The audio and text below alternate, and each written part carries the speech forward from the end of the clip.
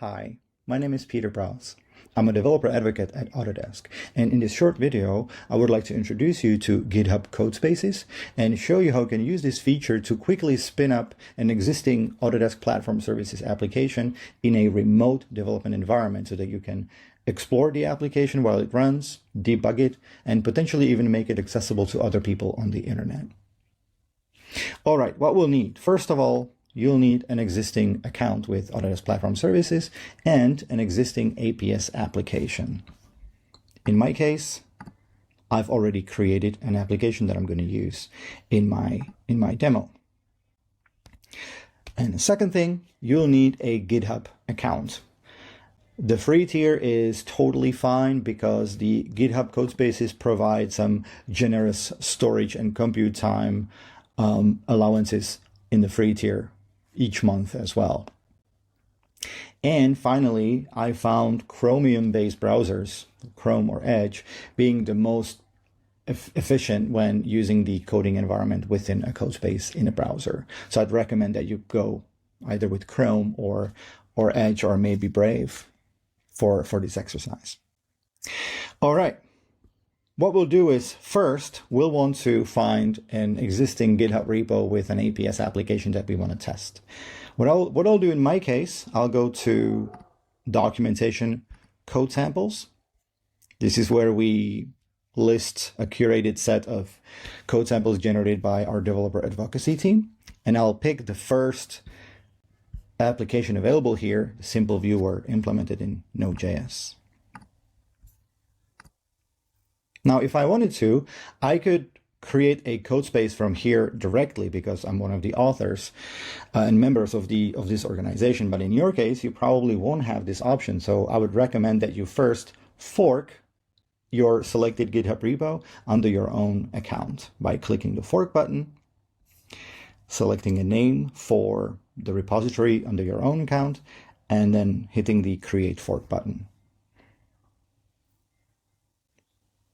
All right, now we're looking at the same repository, but forked under our GitHub account. And from here, we can start a Codespace. So using the code dropdown, switching to Codespaces, you can see that I now have an option to create a Codespace on a specific branch, in this case on the develop branch. We can go ahead and do that.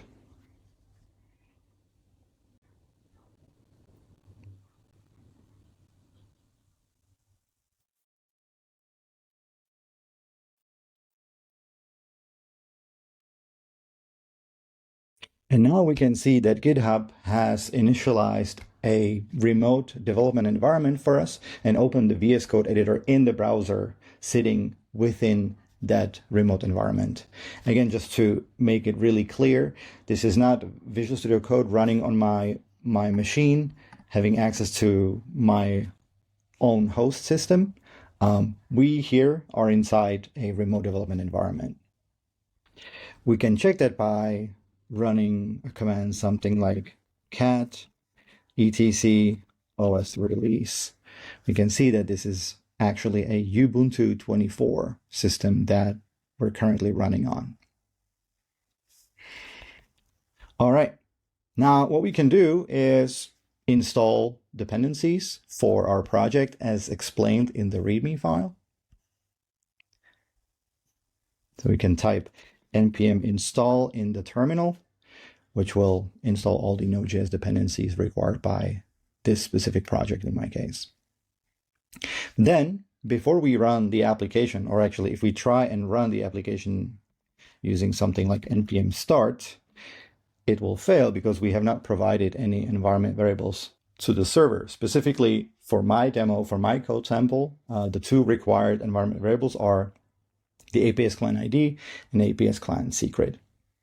Now, I could potentially create a .env file here or save the environment variables in my terminal, but then after I close the workspace or the code space, after starting it again, the environment variables would not be available anymore. So the recommended approach, if you decide to use Codespaces, is to actually go back to your repository, go to settings, scroll down to secrets and variables and Codespaces. This is where you can define any kinds of secrets that will be available to every time you start or restart a Codespace in this project. So what I'm going to do is I'm going to grab my credentials and save them as Codespace Secrets.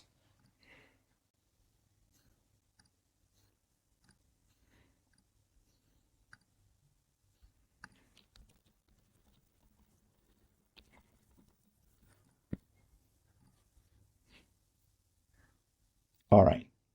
Now, when we go back to our Codespace environment, it has already detected that we've updated our Codespace secrets, and it asks us to reload the Codespace so that the secrets are actually available.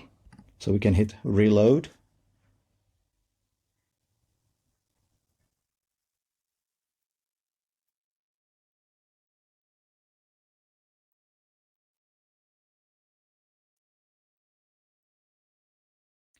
And now we can try an echo command to make sure that, yes, our environment variables are now available in this restarted Codespace, and they will always be available whenever we start this Codespace in the project. All right, so with that, we can now run the application. We could either run it using npm start in this case from the terminal, or we can use the run and debug section here, because this particular code sample already has the launch configurations set up for VS Code. So we can start our server. All right, and now our server is running and listening on port 8080, and the remote environment has detected that as well. And it's asking us if we want to open the application running on this port in the browser, or whether we want to make this port public so that other people on the internet can access it as well. So let's use the make public button here. And what will happen is that VS Code will add something called port forwarding of the port 8080 to a specific URL that's publicly available. So we can try and access this URL in the browser. When we open the URL, it will look something like the name for your codespace.app.github.dev.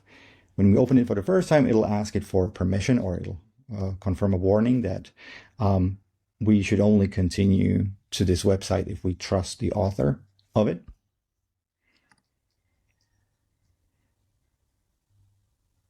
And there we go. This is our application scaffolded from an existing code sample without any IDE or Node.js dependencies required in our own system.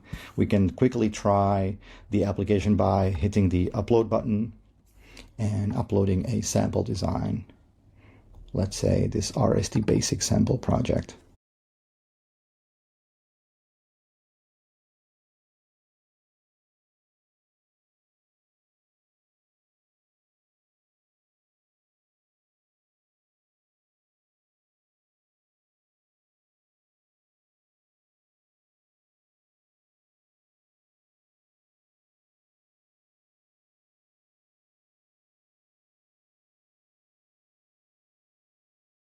All right, and after a while, our model has been translated and is ready for review. And again, this URL you can share with other people on the internet, and they'll have access to it as well so that they can quickly try it out.